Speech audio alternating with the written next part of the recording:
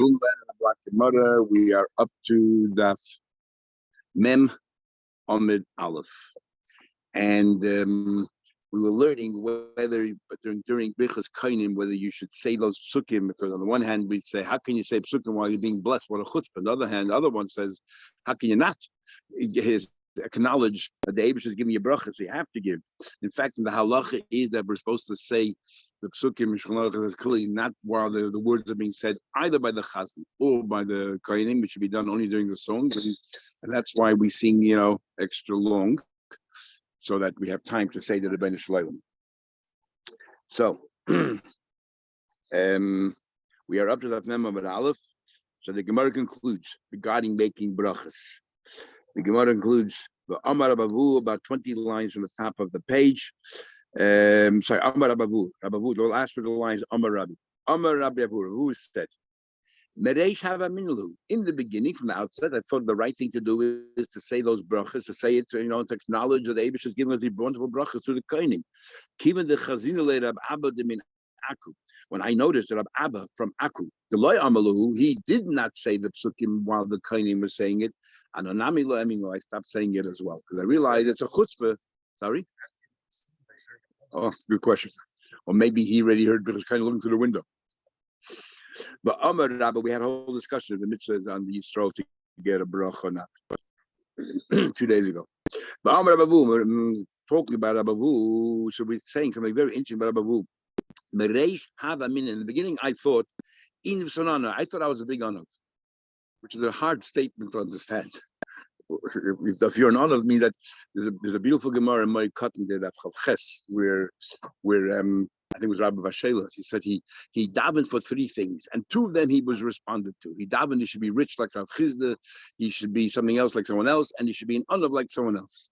And he said 2 of them I was answered. I was answered on the wealth. I was answered on, I think, Yerushalayim, but I wasn't answered on the nivus. So Mephoshim asked, why Taka wasn't he? He got 2 out of 3. And the answer is that's the best raya that he was answered, that he didn't recognize that he was an honor. That means he was really an honor. Comes along Rabbi Abba over here, he says, I thought I was the biggest honor. You know that letter that the Baal Shem Tov, the Frierdiker Rebbe wrote there, yeah. But Ish, Moshe, honor, and this person had the Aliyah, was thinking the Tate is emes. Tate doesn't know about me. So,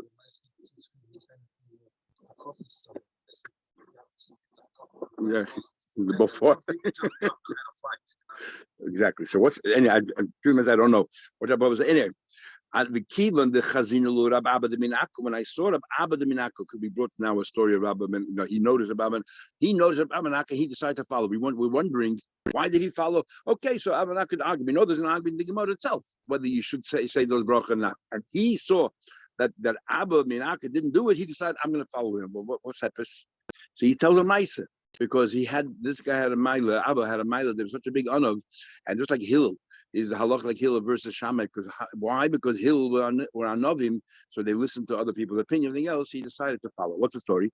The Amar we both say the same reason. Amar What happened was Abba Minaku once every one of these tzaddikim had an amoida, which is like a loudspeaker.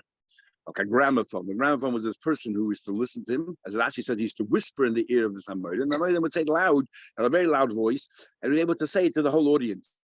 So, but it's called an Amoida actually. Matugim more like a translator.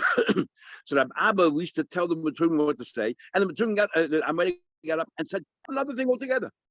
He said to him, the halacha so, and this is the reason. The person will get up and say the halacha. He would agree with him, but gave his own reason.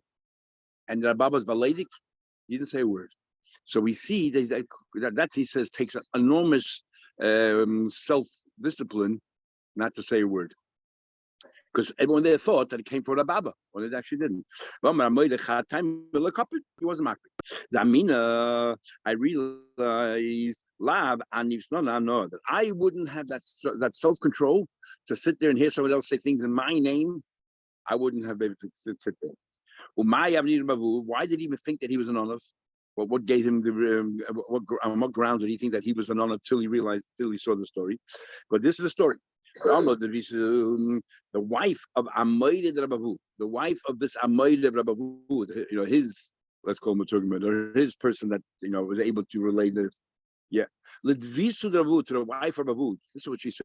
Obviously, they got into some kind of little, debate or worse. Hardly done. The truth is, my husband doesn't need your husband. I think he has to. Behind the gochim v'zakif. You know why my husband bends his ear down to listen to your husband and then gets her to speak? You thought it'll give you cover. Your husband some covered. You think my husband bigger Talmid Chacham than your husband. The only reason why he's the Amayid of your husband is because Abavu was very close with the royal family, so he gives cover to your husband. Also, she was insulted. So the wife went to Babu. She said to Babu, you know what your Amayid's wife is saying? Amalei said to her, what do you care? I say about Torah. He repeats it. The violet people are learning Torah. And the Davish is being praised. Doesn't matter what he thinks. And that takes humility. But it's not as great a humility as the Amayda gets upset something totally different. Furthermore, I was thinking which could require even more greater humility is if the Amayda says over exactly what you told him, but he says in his own name, as if he made it up. And here you had Chidushim and he went over and he took credit for it. Another example of his aniv is they decided to make him the head of Rosh Hashiva. Even the Chazer of He saw the Rab Abba from Aku. This might be after he realized Rab Abba was such a humble person. The feature is that he had so many balachayvas. Again, in the Gemara, balachayvas means lenders, not like we have today that word the balachayvas the borrower. He had so many balachayvas. Amalahu, he turned around to his Rabban and said, "No, Ikar Abba, there's a greater man than me here. This man is Rab Abba. Take him." And the idea was, as Rashi says, that a Rosh Yeshiva or a Rav, you have to give him money and make him the richest man in town. So he'll be able to pay off all of his chayvas. Interesting. So a teacher, a Rosh Yeshiva, a Rav, Rashi uses the expression "uma'ashir." You don't only pay him a wage; you got to make him rich. I'm just quoting Rashi here. By making him rich, people have a tendency to respect money. The Yishmud Varav, and they'll listen to what he has to say, not because he's a Rav, but because he has money. It's an interesting way of looking at things.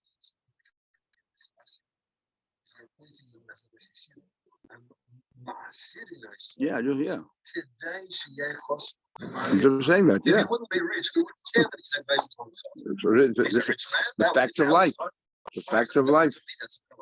Yeah. Yeah. Well, we had in the Gemara, Shabbos, another Gadlum Shalachim, that the Kohen Gadol should be the richest. The partial reason is he shouldn't be beholden to anybody. Because if somebody's supporting him privately, then then suddenly exactly. Rashi saying a different thing altogether. Rashi is saying here that people give him more respect and listen to what he has to say because he has money. It's the world that we live in. It's a very shallow world. Yeah, that's what it is. It's a very shallow world we live in. That's why Moshe Rabbeinu had to become rich and so on. Equal who asked came to play. He gave it to Rosh like a rabbi for a pulpit. And Rabbi Rabba does respect her. Rabbi Rabba gave a pulpit. When the Eilim heard that you go here a story, Fabrengen over here, or here Pulpul over here, what do you think you all went? Went to Fabrengen. They all went to Bavu. So Rabbi Rabba felt that they slighted by this. So Rabbi Abba wanted to, I guess, encourage him or to make him feel good. Yeah, he said to him, I'll give you an example. You know what this story is like? The Shnei on two people, one person sells precious stones, and one person sells trinkets. Who do you think people will line up to? Of course, they want to trinkets because they can afford it. The precious stones, as beautiful as they are, how many people can afford it? If you want to join, what's the famous verse of the rich guy there? Rockwell. If you want to join the masses, sell to the rich. If you want to join the rich, sell to the masses. People line up for things that they can afford. Exactly. Every day, Rabbi used to escort Rabbi Adosh Pizar. Usually, Rabbi used to give cover to Rabbi because he was a Babu, plus he was also part of the royal family, very close. And he used to escort him to his hotel. It seems clearly because he was treated like royalty. That day, to placate him, escorted Rabbi Chia bar Abba to his place of lodging. Others tried to comfort him. The person could not. What bothered him, I guess, so much was how people can be so. This is what bothered him. How people could be so shallow. Here is giving a pupil, heavy duty shagas aryeh or whatever it is, and they're running over to hear Maisalach, and that's what bothered him to no end. But this is how it is. Okay, let's continue. When the tzliach says moedim. By Chazar the shots, the Tzibur says Moedim. Sorry, when the Chazan says Moedim, it's supposed to say it loud because it's part of the shots. What does the Tzibur respond? Omar Rav says Moedim Manachnu Lach Hashem Elokeinu Al She'onu Moedim Lach. That's his version. Tosis says an interesting thing that he heard from his Rosh Yeshiva, Rab Moshe Rosh Yeshiva of the son of Morana Yaakov, that we're saying thank you not to the Eibishter, we're saying thank you to the Chazan. An amazing thing here. We're relying on you, the Shliach Tzibur, that you are giving the right praises to the Eibishter. Interesting. So so Shmuel comes along and says, no, you have to add something more to that. Shmuel says, each one added another phrase. When the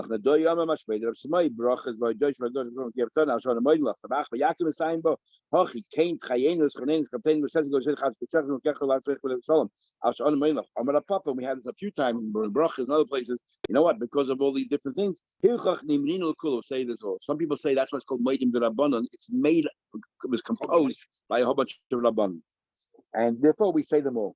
All the Achreim try to work out, so how come our version of Moedim does not have this? We have words that's not here, and we don't say all the words that are here. What happened? And the easiest answer is that the Nusach has different Yeshayis in the Gemara than what we have, but they try to give different answers. Rabbi Yitzchak says, now we find an expression in the Gemara called Kavod HaTzibur. Kavod HaTzibur. You're not allowed to, strip off the bima we learned yesterday because the Sefer Torah hangs around. People have to stand and have to mill about. Kavod HaTzibur. So it's an important thing. You can't have someone without a beard being a permanent chazan because Kavod HaTzibur. You can't have women getting aliyah in the Torah because Kavod HaTzibur. Where does this Kavod HaTzibur come from? What's this Kavod HaTzibur? Who said there's such a thing as called Kavod HaTzibur? Maybe there is such a thing as Kavod HaTzibur. Maybe you can do whatever you want. And Kavod HaTzibur and Tichet Tzibur, they say, really overlaps. It's the same idea. What's wrong with Tichet Tzibur? Because Kavod HaTzibur is not covered. It's not appropriate. Where does it come from? The Gemara says a fascinating thing. Where does Kavod HaTzibur come from? Where do we learn that from? That you should be concerned about the Kavod of the Tzibur.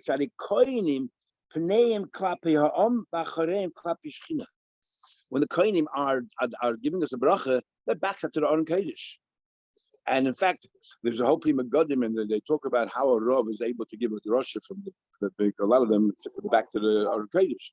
How can they do that? Because and so on and so forth. No one says, okay, the Kohanim can do it. Therefore, they can do it. Think of a Ted because it's Teda, and this is a make this Teda, so say a Kedus, a covenant, whatever. The answer they give. Some say you should move to the side a little bit, but when most shuls, the Rav stands with the back to their own Kodesh, and they wonder how can you do that. The Kohanim all stand with the back to their own Kodesh, and the bench people. Why? Because we learned before that you have to look at the people. So we see, but how do we know that? How do you know that? Maybe they shouldn't be going with the back to their own Kodesh. Because we learned yesterday, Amar Lahem, talk to them like face to face. So the pasuk says, the Kohanim, you should talk to them as if you're talking, like having a conversation. So the Torahs teach, so it's really Mahat Torah. The idea of Kavod HaTzibur is that important that the Eibush is Meichel his Kavod, so that the Kohanim can stand there and do the right thing. We learn from a pasuk, Amar Lahem. Amazing thing. So all these things where it says in Shulchan Aruch or in the Gemara, we have different places do this because Kavod HaTzibur, it's not something you can take lightly. It's something has a lot of weight. Nachman gives another makar from here. He said, and he said the following. He says, Shema'uni achai va'ami. He says, listen to me, my brothers, my nation. Achai is very isn't.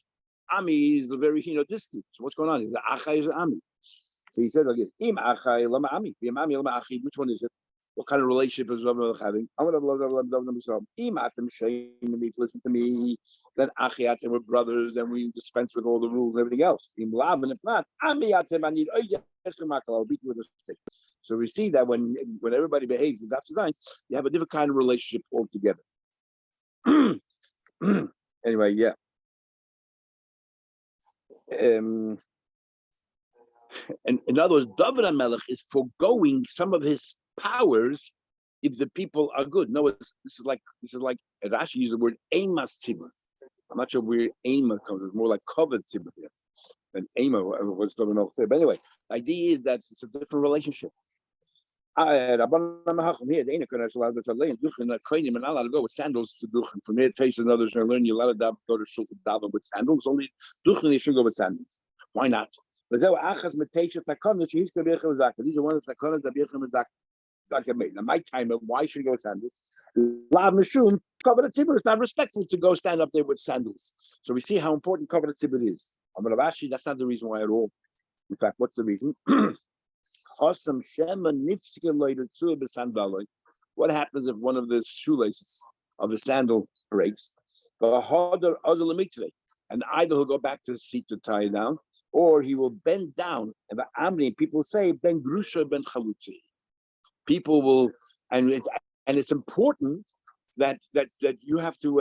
It's important to make sure that people don't go run around and make all kinds of allegations about you. You have a responsibility to prevent people, not give people fodder to go ahead and misrepresent who you really are. That's because when the Kohen stand up, he's bending down. Yeah, it looks like he's running back. They thought he disappeared. He came up there, we saw him up there, he disappeared. Now the question is that we learned a few days ago that if he ever goes, if he goes leprokim, if he goes Lashal Yomtiv, nobody can accuse him. The moment you go at least once, nobody will accuse him Ben Grusha Ben Chalutza because you went up there before. So what's pshat? So either the pshat is that even though it's short term, you went till now. Maybe you just found out something today, this morning, or you just found out someone told you that your mother, by the way, is a grusha. That's why you disappeared. So even though the next Yom Tov or the next time they'll see you up again, but in that short time that people are going to talk about you, it's you're bringing on that people should talk lashon hara about you. So that's the difference. Or some want to say, I have not that I've saw that answer, but others want to say, is it different if Bezin will accuse you or people will wag their tongues? Bezin will not accuse you if they know that you went once or twice, so they know that the reason why you didn't go is not because it's just that you couldn't be bothered. It's terrible. But this is talking about people in shul, and people in shul like to gossip. And as soon as they see that, they don't understand the nuances, they don't understand the full the last Yom Tov you went, they'll talk.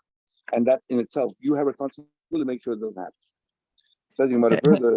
Sorry, how does it come about that someone will start saying they're Ben Grusha or Ben Chalutza? Because they saw you growing up, then suddenly you disappeared. They don't see you banging down on the floor because you're being blocked by other kind.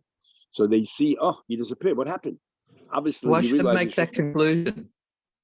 Why couldn't have you heard some other bad news or something? Because people always, do you know how people gossip, Gary? Obviously, stuff. Exactly. Even though Piggy Evans says you should be down colored in the cups, that's not how people are.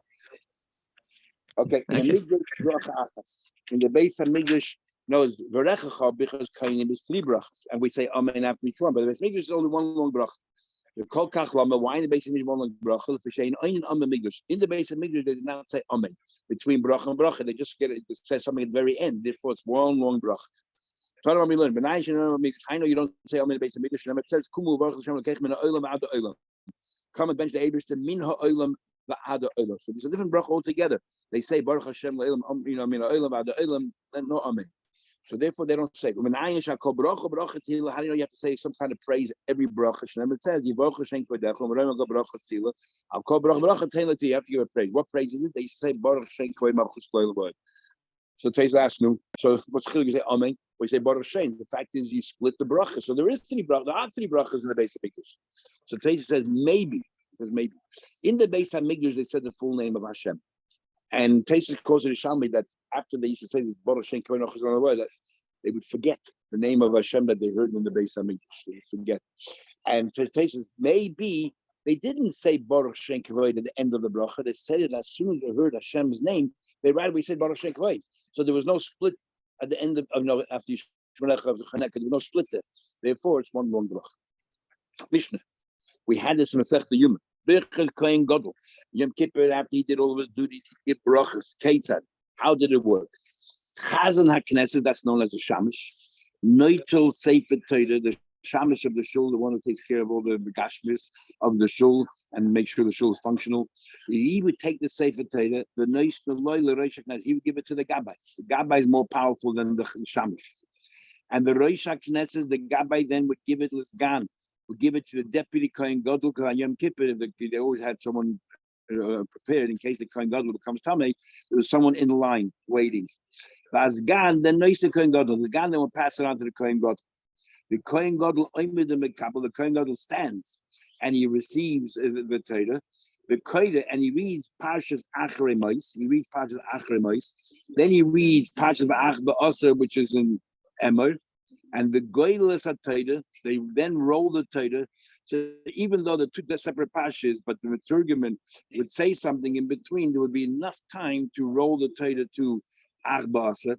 And then the Goylas, they roll the Torah, Umanicha Becheka, place it in his bosom, like the king, a small Sefer Torah. We were in Caracas, someone brought us a Sefer Torah that they they used to run, they used it during World War II. It was made out of goat skin. It could fit in your pocket. Sefer Torah. So Menich Becheke can mean literally. The entire Torah can fit in the bosom. And then he would say, because he had to read one other parsha, and he would then say to them, and this parsha is in Parshas Pinchas, to roll the Torah from the Tzibur, we have Tirchad Tzibura. And it's yes, Masha, he's going to say it by heart. But he doesn't want them to think that it's not recorded in the Sefer Torah, he's making it up. So he said, yes, I want you to know the Sefer has more written in it, but we're not going to read it. He would read to them Parshas Aser, which is in Parshas Pinchas, in the Chumash of Pekudim. In Parshas in Chumash Pekudim, that's what Bar Mitzvah was called. So we had Shmois is called Sefer Sheni, and Bar Mitzvah is called Pekudim. Al Peh, and he would read it by heart. And interesting, Rashi elsewhere calls Chumash Bamidbar Chumash Bayidaber. That's the first word in the Chumash. And why it's called Pekudim? Because it starts off, we count Eden, Bamidbar. And then he makes 8 brachas. He makes a bracha ala Torah, which is the normal bracha he makes in a Torah, and then ala Vaida, which is a tzei, then ala Hodah, which is meidim, and every time you say the tzei, you also say meidim. The al mechilas ha'aven, and mechilas ha'aven, which is you say ata b'chatanu melech meichel v'saleach. The ala migdash, you say yasher bachar b'migdash. And the Allah Yisrael, at Bacha be Yisrael, Aboicha Bam Yisrael, Ba'ala Koinim, same thing at Aboicha Koinim, Ba'al Yishlayim, and on Yishlayim, Ba'hashar Tefillah, and the Tefillah called Shar Tefillah, which we'll see in the Gemara later, what that is. By the way, I was just talking about Moed Rabbanon, but there's a big machlekes whether you should bow down at the beginning of Moed Rabbanon, should bow down at the end, and therefore the Ramos says, versus the Bes Yosef, the Ramos says that's why we should spend the entire time, and this way we go to all the days. Says the Gemara, Shamat Minei. We learned from here that Chul can cover the Talmud b'makom harav. What happens there? Before the Sgan, the Shamash doesn't give the Torah directly to the Sgan. The Shamash gives the Torah to the Gabbai in front of the Sgan, which means that you're recognizing the Sgan in front of the Gabbai. We're learning more chagiga there that if somebody in front of a king recognizes an officer, it's considered a Merida Malchus. So how can you give cover to this guy to the Gabbai in front of this Gan? And same thing here. How can you cover to this Gan in front of the Kohen Gadol? Amar Bai, Kulu should cover the Kohen Gadol. It's all part of the cover that it takes a few steps. You have to have 4 receptions before they get to you. It makes you more chashuv. And this is where it comes the idea also by a bris. They give more kibudim, you pass the baby because it gives more cover to the whole idea. But the few steps so you get the kiss of Shalom. The Kain Gadol we stand, McLeod, the Yeshivu, we're sitting till now, and then he stands. How can the Kain, you're not allowed to sit in the base of Mikdash? We learned, Ain Yeshiva, the Azara, you're not allowed to sit in the base of Mikdash, Ela Malti Beis David, only if you're from the royal family of David, not even Malti Yisrael. Shenema, as it says in Pasuk, Yavai HaMelech David came, Yeshiv Lifnei Hashem, he sat there, he said, Mi Anoichi, and so on. So we see David is the only one who's able to sit, no one else. Big Machek is a shaynim. This rule, Ein Yeshiva B'Azar, is mentioned many times. Where does it come from? Taisa starts off here. He says the first words, Lo Yadaiti Mekayma. I don't know the origin. Rashi here comes along and says, it's not Kavod Shemaim. In other words, it's like Midrabanan. It's just not it's not the right thing to do. There's no bunker for it. There's no basis for it, but it's not respectful to sit there. And then Rashi says something which Mefarshim have a hard time understanding. The Malachim don't sit. Malachim, if you said by the Serafim, that Oimnim Memaloi. Mail of us, because Malachim don't sit because they don't have bent feet. Therefore, we don't sit.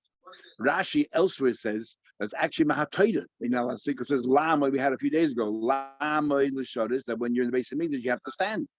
Even though the pasuk is talking about when you're serving, and if they're not serving, it doesn't matter. In the base of Mikdash, all you do is Lishodis and Lama Lishodis. So that's what Rashi says over there. Taisus brings a whole Yerushalmi, and in that Yerushalmi there, in the bottom of the Taisus part here, the Yerushalmi wants to learn from just like Malachim cannot bend their knees. The Eibishter made them that the feet raglim yedregel yishara, that their feet are straight, they cannot bend. In other words, if you're in the Eibishter's presence, you're not allowed to sit. The only way you can sit if you bend your knees. You're not allowed to sit. So therefore, you're talking now about sitting based on Mikdash, and maybe that's what Rashi is alluding to when he says Malachim am oimdim. Maybe he's alluding to this Yerushalmi. For whatever reason, Taisus, practically every Taisus here is quoting a Yerushalmi. Very different style than normal Taisus. And then the Yerushalmi says, I David HaMelech. Even David HaMelech didn't sit. He was sitting because he was leaning. Because Balot, you're not allowed to sit. It was just leaning. Anyway, so how can the Kohen Gadol sit? And for the Gemara, the answers we'll see in a minute. The Ezra's Noshim, there's the Ezra's Yisrael and Ezra's Noshim. The Ezra's Noshim was below the steps there. In Ezra's Noshim, we were allowed to sit. Achnam Ezra's Noshim, Kohen Gadol was sitting in the Ezra's Noshim, and that's who was reading the Sefer Torah. So he stood up. So the Gemara says, Meisrei, I'll ask you a question. Now this is where Rav Chizki gave his answer. So other people take out the word Meisvei because it doesn't fit in. The Heichen Kohen boy, where was the Kohen Gadol standing when he read the Torah? Ba'azara, in the Azara. But in Yaakov in the Baharabayis, he was standing in the Harabayis. But it says courtyard or Harabayis. Remember it says Yikra boy. It says by Ezra. He read it Lifnei Rechai before the street. Asher Lifnei Sharamayim, before Sharamayim. Now, if it's Nazara and it says Yisrael, what do you mean Lifnei Sharamayim? Even if you learn Zazara, it means Ezras Nashim. Okay, we'll stop over here and continue tomorrow. Okay, thanks. Bye.